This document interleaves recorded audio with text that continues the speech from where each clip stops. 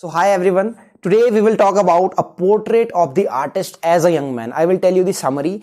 First of all, I will tell you about the writer, then about stream of consciousness, then a bit about the work and summary and themes. ठीक है, themes मैं ऐसी मोटा मोटा बता दूंगा. तो बहुत ही इंटरेस्टिंग नॉवल है ये. सबसे पहले हम बात करते हैं James Joyce. James Joyce 20th century का राइटर था and he was born in Ireland. ठीक है, डबलिन के बारे में बहुत सारी स्टोरीज लिखी है जेम्स जॉयस ने. If you go for the short story collection Dubliners, so you will find so many short stories set in Dublin. So this novel is also set in Dublin. ठीक है, James Joyce was born in 1882 and he died in 1941. ठीक है, कुछ चीजें पढ़ के बोलूंगा, बाकी मुझे तो समझाना है, बस रेफरेंस के लिए रखा है यहाँ पे. तो सबसे पहले तो this was the first book by James Joyce, a portrait of the artist as a young man.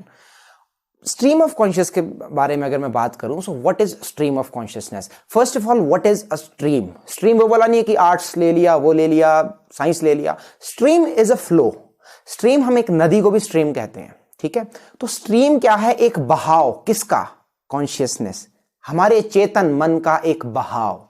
जब हम अपने ख्यालों में खो जाते हैं, अभी मैं यहां हूं, मुझे याद आ गया, ओहो यार, एक बार एक लड़की थी, मुझे बहुत पसंद थी, मैंने फिर वैसा किया, मैंने उसको फूल गिफ्ट किया, फिर मैंने उसकी पेंटिंग बनाई, फिर मैंने उसके लिए पोएम लिखी, मैंने उसको वो गिफ्ट किया. मैं खोया हूं अपने ख्यालों में. एक मेरा फ्लो है जो चला है.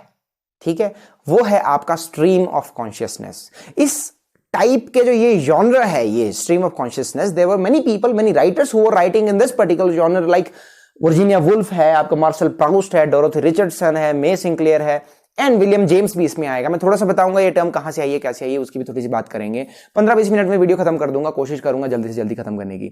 स्ट्रीम ऑफ कॉन्शियसनेस मैंने आपको बता दिया क्या. थोड़ा सा मैं पढ़ के आपको इसकी डेफिनेशन बता देता हूं, थोड़ा आपके अंडरस्टैंडिंग के लिए. It is a narrative mode और method that attempts to depict the multitudinous thoughts and feelings which pass through the mind of a narrator. Multitudinous means various, numerous, बहुत सारे तरह तरह के जो थॉट्स एक नरेटर के जो दिमाग में चल रहे हैं, उस हिसाब से वो नरेट कर रहा स्टोरी को.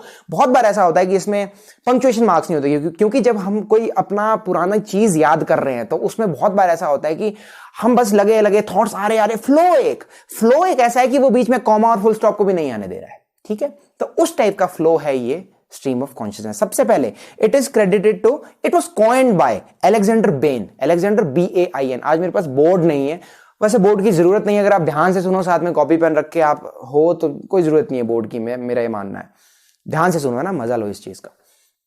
सबसे पहले Alexander Bain, he coined this term in 1855. कौन से वर्क में?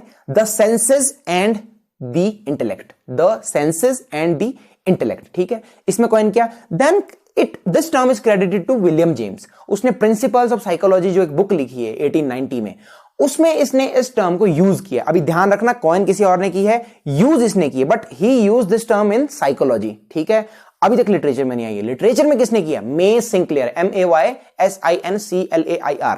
मे सिंक्लेयर वॉज अ राइटर जिसने की इसको लिटरेरी कंटेक्स्ट में यूज किया. कब? जब मे सिंक्लेयर किसको एनालाइज कर रहा था? डोरोथी रिचर्डसन के वर्क्स को एनालाइज कर रहा था. डोरोथी रिचर्डसन भी स्ट्रीम ऑफ कॉन्शियसनेस में लिखा करती थी. ठीक है, अब डोरोथी रिचर्डसन का अब बात आती है कि जो सबसे पहला नॉवल है वो क्या, कौन सा नॉवल है स्ट्रीम ऑफ कॉन्शियसनेस में? उसका नाम है the pointed roofs. The pointed roofs, छत, रूफ्स. ठीक है, कब आया था? 1915 में. द नहीं है, पॉइंटेड रूफ्स है सिर्फ. ये किसने लिखा? एक सीरीज थी पिलग्रिमेज नाम से. किसकी थी?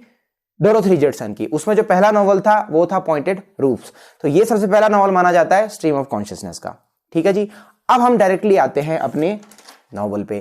थोड़ी सी कैरेक्टर्स की मैं बात कर लूं और आपको थोड़ा बता दूं किस जॉनर का है ये. एक होता है बिल्डंग्सरोमैन. बिल्डंग्सरोमैन होता है जिसमें हमारे प्रोटैगनिस्ट की बचपन से लेकर जवानी और बुढ़ापे तक एक ग्रोथ दिखाई जाती है. हमारा जो हीरो या हीरोइन होती है उसे कहते हैं बिल्डंग्सरोमैन नॉवल. ठीक है, जिसमें पूरी ग्रोथ दिखाई जाती है. एक होता है कंस्ट्रंग्सरोमैन नॉवल. ठीक है, अब स्पेलिंग बताता हूं, KUNSTLEROMAN.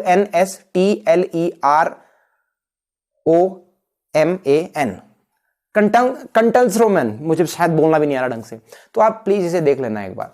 कंटल्सरोमैन एक ऐसा जॉनर है जो कि जिसे आर्टिस्ट नॉवल भी कहते हैं. एक ऐसा नॉवल जिसमें एक आर्टिस्ट की ग्रोथ को दिखाया जाता है थ्रू आउट द स्टोरी. ठीक है, उसे कहते हैं हम कंस्ट्रंग्सरोमैन नॉवल. ठीक है, तो ये जो नॉवल है ये कंस्ट्रंग्सरोमैन नॉवल है क्योंकि इसमें जो हमारा हीरो है वो एक आर्टिस्ट है। अब आर्टिस्ट सिर्फ ये नहीं कि वो ड्रॉ करने वाला artist. If a person is a musician he is an artist. If a person is an artist मतलब कि वो ड्रॉ करने वाला वो भी आर्टिस्ट है। A teacher is also an artist. ठीक है, एवरीथिंग जैसे म्यूजिक है, पेंटिंग है, सिंगिंग है, डांस है, ये सब आर्टिस्ट लोग होते हैं। ठीक है, तो इस आर्टिस्ट की हम बात जब कर रहे हैं तो अभी मैं आपको इसके वर्क्स देख लेना जेम्स जॉयस के, टाइम थोड़ा कम है, मैं आगे चलता हूं। ठीक है, वर्क्स तो आपको मिल जाएंगे। फिनेगन्स वेक लिखा है, यूलिसेस लिखा है और एग्जाइल्स इसने एक प्ले लिखा है। डब्लिनर्स मैंने बता दिया। ठीक है, इस टाइप के वर्क्स लिखे हैं। अब स्टीफन डेडलस कहां से आया? स्टीफन डेडलस एक ग्रीक मिथोलॉजी से आया जिसमें कि डेडलस एक बेटा और बाप होते हैं, उनको जेल हुई होती है, पकड़ा होता है किसी ने। तो जेल में उसका जो बाप है, डेडलस का जो बाप है, इकारस नाम था शायद उसका लड़के का, उसका बाप जो है वो मोम के पंख बनाता है। He creates the feathers of wax and he warns his son that do not go near to sun otherwise the wax will melt and you will fall down.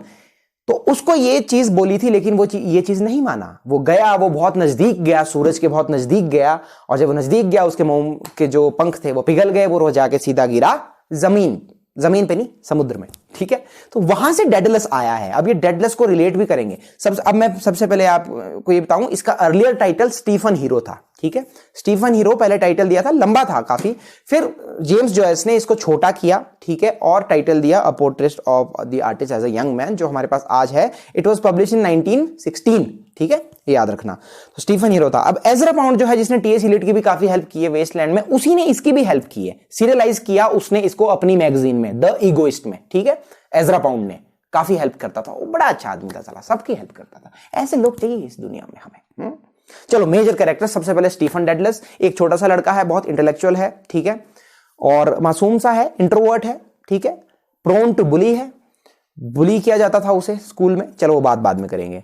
इसमें कंफ्यूजन किसके बीच बताई गई है? फिलॉसफी ऑफ एस्थेटिसिज्म और आपका intellect और religion, तीन चीजों की इसमें मेन बात है। पहला है रिलीजन, दूसरा है हेडोनिज्म, तीसरा है आपका नेशनलिज्म, आयरिश नेशनलिज्म, जो है कि देशभक्ति करे, भगवान की भक्ति करे, या फिर हम मजा करें जिंदगी में, पाप करें, जिसे पाप कहा जाता है।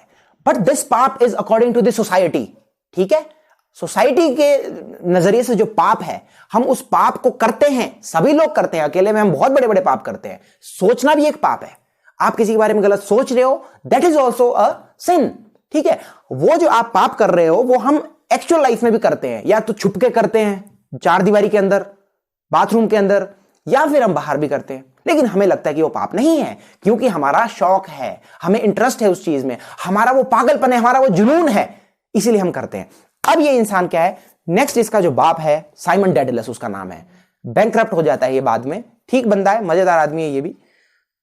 मैरी डेडलस मम्मी का नाम है। वो उसे हमेशा कहती है, जैसे हर मां अपने बच्चे को परेशान करती है कि तू नौकरी कर ले, नौकरी कर ले, नौकरी कर ले, लेकिन उसको नौकरी नहीं करनी है स्टीफन को।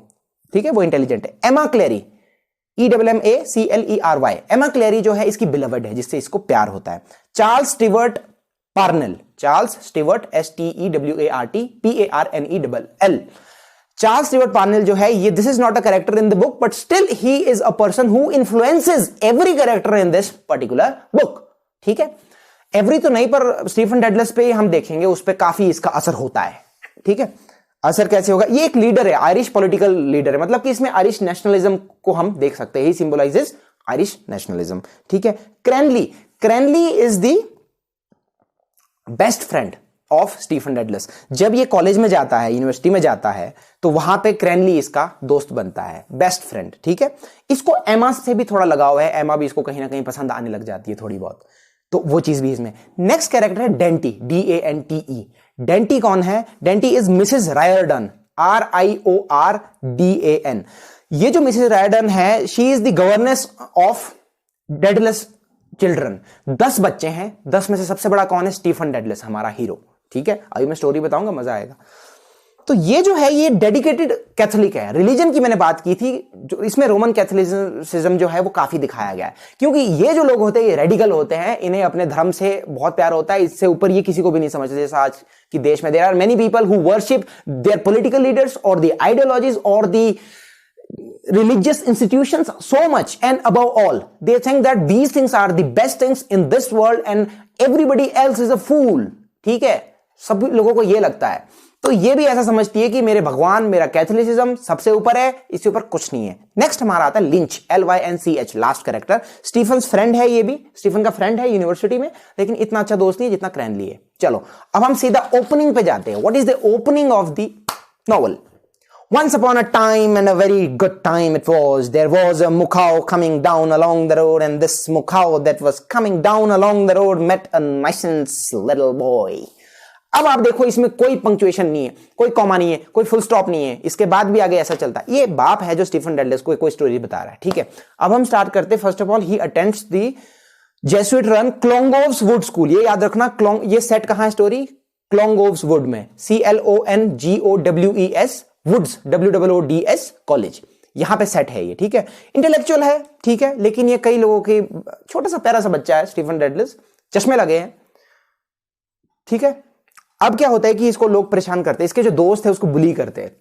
एक दिन क्या होता है कि बुली करते करते एक जो उसका साथी होता है वो उसको परेशान कर रहा होता है, वो इसको धक्का मारता है और ये सेसपूल में गिर जाता है। सेसपूल होता है एक सड़क के किनारे, एक रास्ते में कहीं ऐसी नाली या कोई डब्बा जिसमें गंदा पानी हो, वहां गिर जाता है, फिर ये बीमार भी हो जाता है। उससे क्या होता है, इसके स्पेक्टिकल्स जो है वो टूट जाते हैं। स्पेक्टिकल्स टूटते क्लास में आता है, क्लास में इसको टीचर पूछता है, एक टीचर आता है, वो पूछता है कि तुम पढ़ क्यों नहीं रहे, लिख क्यों नहीं रहे? वो बोलता है कि मेरे स्पेक्टिकल्स टूट गए। तो बोलता है अच्छा तुम बहाना मार रहे हो, बहुत देखे तुम्हारे जैसे, बहुत बहाना मारते हैं कि तुम्हारे स्पेक्टिकल्स टूट गए ताकि तुम्हें पढ़ना ना पड़े, ऐसा तुम बहाना मार रहे हो, और वो उसको पनिश करता है। अब ये पनिशमेंट कहां से आई? इसमें क्या हुआ था कि इस स्कूल में 4-5 बच्चों को पकड़ा गया था, एक सेक्सुअल एक्ट कर रहे थे वो। स्मगिंग उसे कहते हैं। स्मगिंग होता है कोई होमोसेक्सुअल हॉर्स प्ले, मतलब कुछ कर रहे होंगे वो आपस में, लड़के कुछ सेक्सुअली एक्ट कर रहे होंगे जो कि ठीक नहीं होता है।